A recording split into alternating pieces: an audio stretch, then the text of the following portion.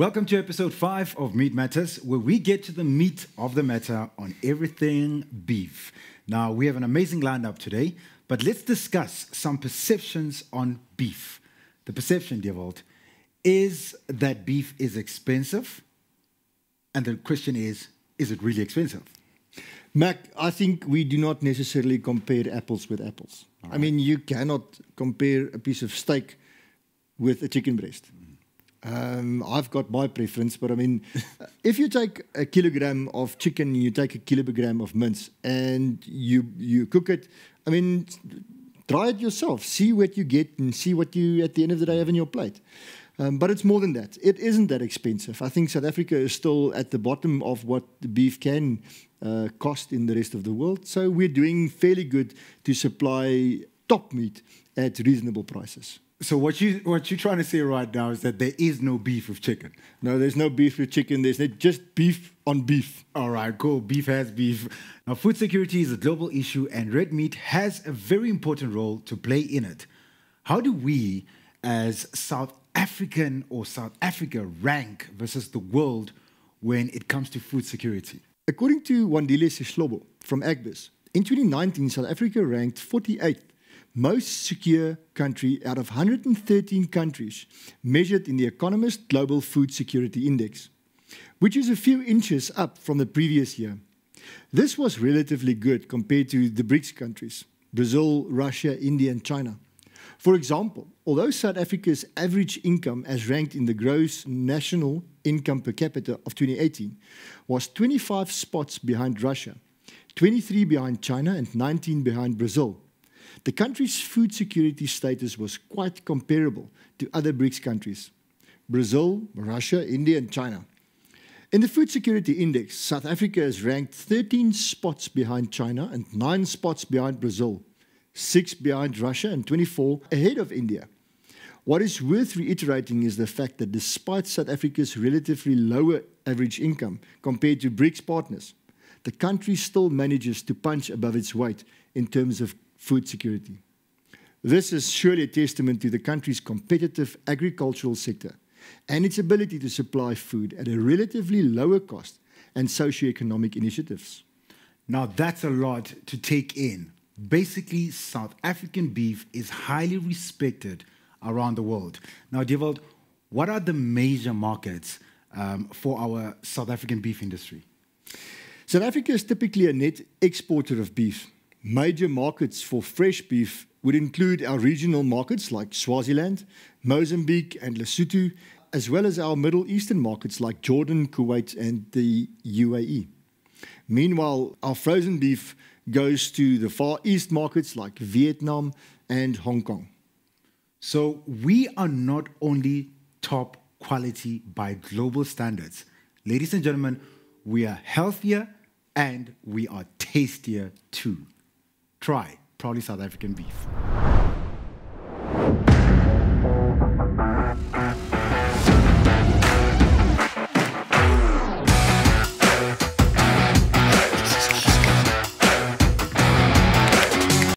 And now it's time to welcome one of South Africa's sporting superstars. It's none other than the captain of our Proteas netball team. It's the lady herself, Bongiwe Msomi. Yeah, you know what I mean? Like, yeah. I kind of like, I'm not sure what to do. I jump, I clap. No, the crowd is there already. Don't worry. The crowd is there. Yeah, you just have to say yes. I must just go along. Yeah. Sing. Dunk it. Do you dunk it? Or you just shoot. You just shoot. Welcome, Bongiwe. It's nice to have you here. Thank you. Nice to be here. Thanks for having me. Please tell us about yourself. Where do you come from? And how is it that you rose to be the Proteas captain? I actually come from Hammersdale, which is a township between Pietermaritzburg and Durban. And to be honest, I never really saw myself playing netball. I only started when I was in grade 11. And that was basically because I went to watch some of my neighborhood friends, high school friends actually at training. And there was 13 of them that day. So I had to fill up just that gap so they could play a full match. And that's, from that day, it actually feels like yesterday because I was already sort of being an adult, 16 years old and not knowing the sports. But Gosh, I have to say it's all has been going well because my coach, my first netball coach, who was my high school teacher, Mr. Mwabe, has been there for me, like from day one. I think we did so much of, netball skills on the side, extra time for me to gain fitness and, trying to learn as much as I can to adapt. But after all of that, it's a long story. I've never seen myself being the national team captain until it happened. What an honor. I think even today when I'm announced to be part of the SPA project, it's still quite exciting, and let alone to be the captain, having to lead the country. It is a lot of expectations, a lot of hard work behind the scenes, but it's something that the experience, I would never forget it, and I would never want to let it go. The stuff I've learned, the person I've become, having to lead the side and having to work with kids, obviously from all over the show, the idea of wanting to be to give back and be the hope from the other girls, not just from our township, but everywhere I go. I think it's been just massive. It's been beautiful. And I'm quite blessed. I've been having a lot of great opportunities, I can say. Now, since you mentioned giving back, in case you didn't know, Bongiwa has her own initiative. Bongi Msomi Netball Initiative. Please tell us more about it. I come from a township, obviously, and my coach used to literally pay for most of my fees for all netball expenses. And with that being said, you obviously know within 2-3 months you need new pairs of shoes. So that can seem like it's an easy thing, but shoes are quite expensive. So as I grow up, I'm starting to think, how much money did this man spend for Bongi to play netball? So that also kind of gave me the idea of I want to also do it for someone else. And I know netball can't make me rich, but I always have ways of, I can always go and run a coaching clinic. Lots of people can come, they can pay for that. And with that amount of money, I can then help someone else. And like as we speak, I think last night we already shared on our social media that we'll be paying transport and accommodation fees for 5 lucky athletes that are going to national champs next month, which is quite exciting because we know it's not all the girls out there that get to be able to pay for their fees. Some of them live with their grannies only, and having to pay an amount of like 4,000 rands to be part of that event is... It's a lot of money. It's a lot of money. It's a lot of money. And that's where you actually get selected to be part of the national squads. Either it's under 21s or seniors. And missing that chance because of finances, I cannot think about that. In my head, I was like, I won't be able to do it for everyone. But if I can give 5 girls a chance, just go out. You don't have to be selected, but the experience. For me, it's more about experiences. And if I can... it's about opportunities. It's about opportunities, Now, before I let you go, in terms of nutrition, how important is red meat in your diet? This is actually funny because I always say I'm actually lucky in terms of diets because I actually know being an elite athlete, you have to eat well, you have to look after yourself. And we always think that part is not important until you realize at a later stage that it plays a huge role. So I've been lucky, I always say this, because I actually like the foods that, quite aligned with what I need to eat. I won't really just want to tuck in chocolates or, kind of sweet stuff. For me, it's... the important thing is I need to build my body physically in terms of trainings and all, and what I eat has to align with that. And obviously red meats, I think it's probably part of the base protein. And I agree. Oh, I was right there. Yay! I'm ticking a box. Yes, one of them. So I think you kind of want to, I don't want to be bulky. Probably not any of the netballers want to be really huge, but what you do in terms of training, preparing to tone yourself, if that's what you want, you kind of have to eat what aligns. So I think red meat is important. And for me, beef is it's top of the beef is the one. Beef, it's just the one. As long as she says beef is the one, right? Yes. No, I'm happy. Beef is the one. Quick fire shots. Protea Springbok. Protea. Ah, damn it. Protea, that's what I said. I thought the Protea netball I team. thought I had it. I thought she was going to go for Springbok. I'm like, Can't even think twice there. Even if it doesn't have to be SPA Protea, but as long as there's Protea in my head, I thought I was going to Sorry. Listen, Bongi, thanks a lot for joining us today. We highly appreciate your time and good luck with the future. Thank you so much for Thank you having for being me. here. This is exciting. Thank you. Thanks. We We are pleased to welcome Dr. Frikkie Maria. He specializes in agricultural economics in the Faculty Natural and Agricultural Science at the University of the Free State. Today, he's here to speak to us as the editor of South Africa's premier agricultural publications, Fear Plus magazine. Welcome, Dr. Maria. Now, as editor of Fear Plus, can you tell us what the magazine is all about? Baie dankie Mac en Dewald. Veeplaas is in wese 'n vaktydskrif. Dit is nie 'n hoofstroom media tydskrif nie. En dit handel dus oor die rooi vleisindustrie, die vee-industrie. Ons kyk bietjie na varke en wild ook deel van vee, net nie pluimvee nie. Nou as ons die tydskrif moet opbreek, dan kan dit basies in 3 dele gedoen word. Die eerste deel is die lekker van boer, dis besoekartikels wat ons na boere toe uitgaan, gaan kyk wat hulle doen, hoe dit werk. Die tweede deel is basies die leer van boer, waar ons kyk na spesifieke aspekte van diereteeling, voeding, bestuur vir 'n voorbeeld.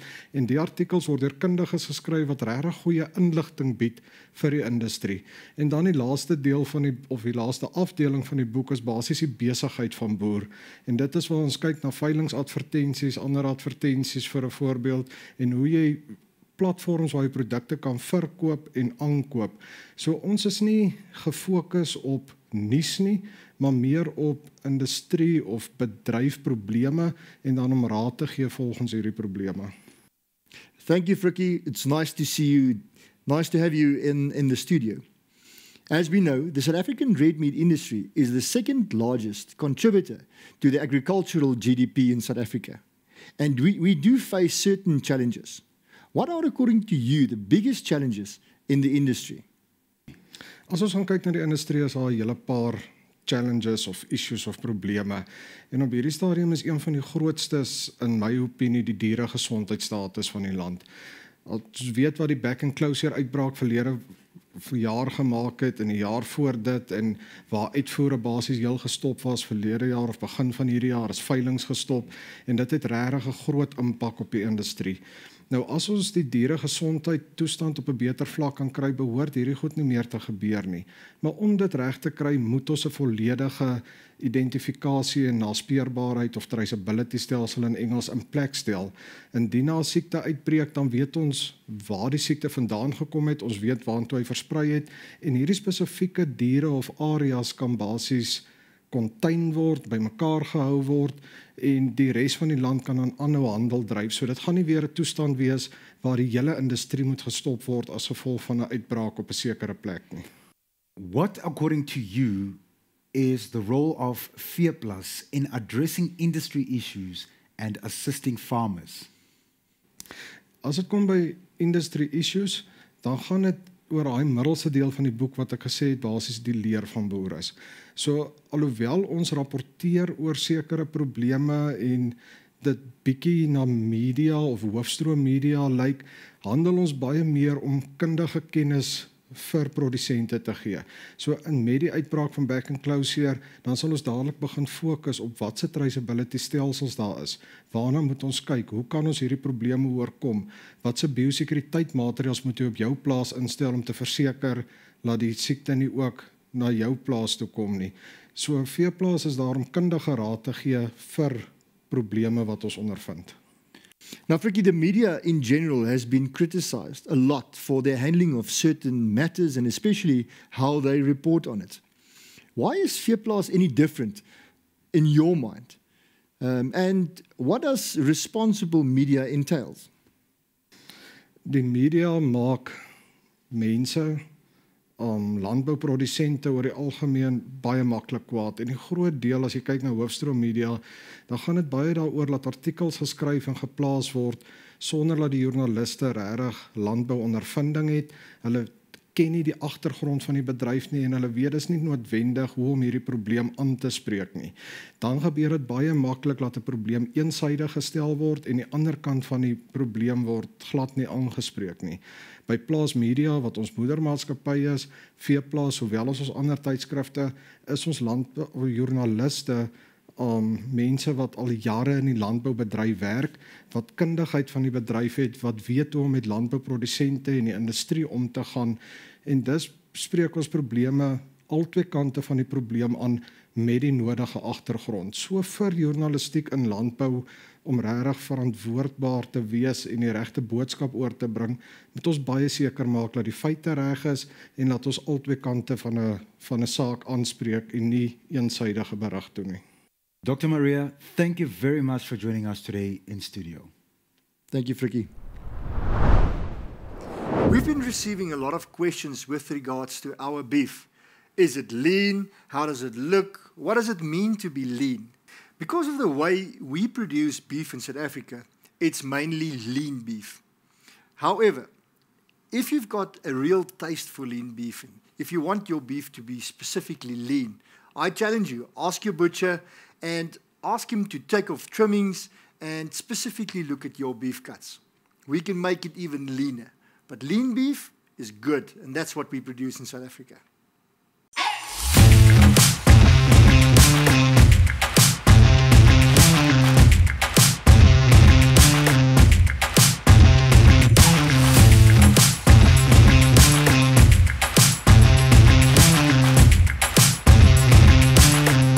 Good day and welcome back to Ryan on Beef. It is fantastic to be here today. You can see it's a bit cloudy out there and around. Just imagine in your mind's eye, we have the iconic Johannesburg background of the city landscape.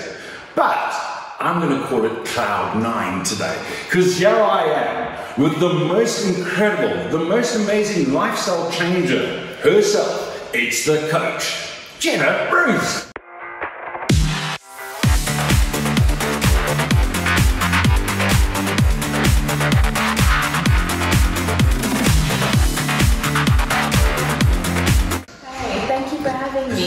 It's an absolute pleasure to have you. Jeff, please tell us a little bit about yourself and what you do. So I'm a fitness and lifestyle transformation coach. So I help people get on the right paths with their eating and weight loss, toning. And I also help train people to become fitter versions of themselves. So basically I make them sexier. Well, I tell you what, can you do anything with this? I definitely can. There's the ultimate challenge. But I tell you what, when it comes to lean and healthy eating, South African beef is actually the best solution in the world. So what we're going to do is we're going to build a nice meal. I'm going to show people how quick and fast it is with South African beef to create something that is just beautifully healthy. Come on, Jenna, please, would you take some lettuce over there and give us a nice bed of beautiful lettuce over there? That's exactly the way to go. I'm going to come in straight away with some of these crunchy onions. So what we're doing while we're creating this amazing flavor is we're creating texture in the food as well to keep it exciting. Please take some of these beautiful little, tiny little tomatoes. They're like flavor bombs, and just spread them across. I'm going to follow straight away because we are going to give a bit of a Mediterranean twist on this. We're going to use some feta cheese. Do you like feta cheese? I love feta cheese. I absolutely love. Who doesn't love feta? Exactly. No, that's absolutely perfect. But now, let's talk about the hero. Why is South African beef so important in a diet? Well, it's high in vitamins and minerals. It's got a good source of iron. It's full of flavor and it's really high in protein. So it's got all the benefits. Absolutely stunning combination. And I don't like being stingy with South African beef. You just can't be because, wow, that's where all the amazing flavor is. So let's finish it off. It's as quick as this. If you take some olive oil and sprinkle it over, please. Perfect. I'm going to use some of this balsamic. That olive oil, by the way, was only available in pharmacies like 15 years ago. And it was a hair treatment. Whereas those guys who live such a healthy lifestyle in the Mediterranean, they've been using this stuff for more than 200 years as part of a fantastic health regime, including this amazing balsamic vinegar. Now, what we need to do is just give the finish off. Taking lemon and adding it to this is like taking fireworks out of the sky and adding it to your food. It makes everything go bang, Just pop. a flavor blast. Just like that. Jen, tell us, why would you serve a meal like this to one of your clients? Well, it's quick, it's easy, it's got your source of carbs, it's got your proteins, it's got its color, it's got the healthiness of the tomatoes and the lettuce, so it's actually just a perfect combination for a snack. Well, perfect combination. I tell you what, I can't wait. I think I'm going to be the judge of that. So we take it up, we wrap it up tight, we try and keep everything inside, and you ready? Can I do it? You can do it. Go right ahead. Here we go.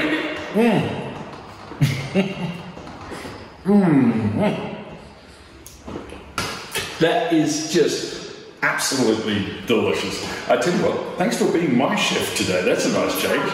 It's great being here. So, I need to ask you, if people need to find your expertise, where do they look? Well, they can go to my Facebook and my Instagram page, Jenna Bruce, and in my bio will be my website address. So they can click right on the link and it'll take them straight to my website. Thank you for doing what you do.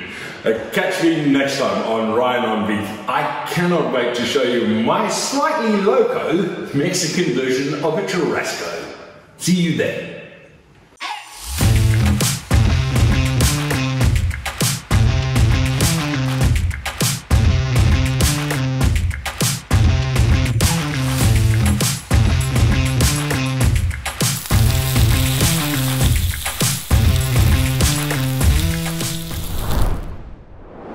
I'm Makram Bali, and on behalf of Dewald Olivier and the South African Feedlot Association, thank you for joining us on Meat Matters. See you on the next episode for more on the best of beef. Be healthy, be safe, and keep enjoying South African beef. And keep enjoying South African beef. I agree.